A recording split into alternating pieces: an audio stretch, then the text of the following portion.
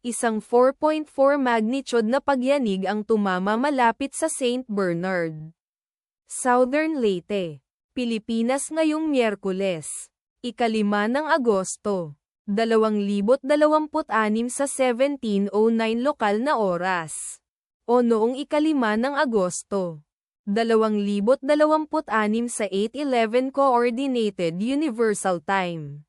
Tulad ng iniulat ng pagtuklas ng bulkan sa website nito, ang lindol ay matatagpuan sa napakababaw na lalim na 10.0 na kilometro sa ibaba ng ibabaw.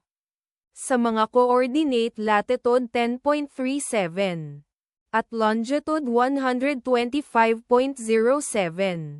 Ang eksaktong magnitude, epicenter at lalim ng lindol ay maaaring baguhin sa loob ng susunod na ilang oras o minuto habang sinusuri ng mga seismologist ang data, at pinipino ang kanilang mga kalkulasyon, o habang inilalabas ng ibang mga ahensya ang kanilang ulat.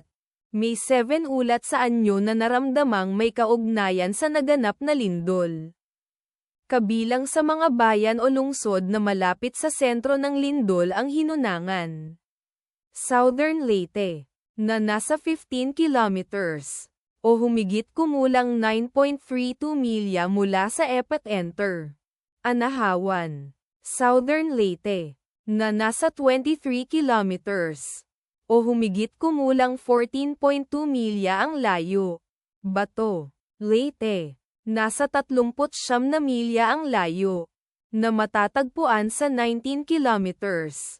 Leyte, na matatagpuan 33 kilometers, o humigit kumulang 20.5 milya ang layo. Ang inirerekomendang pagkilos ay maging mapagbantay para sa mga posibleng aftershocks na maaaring mangyari. Ipagdasal natin na ang lindol na ito ay hindi magkaroon ng malaking epekto sa ating mga kapatid doon. At wala ng lindol. Amen.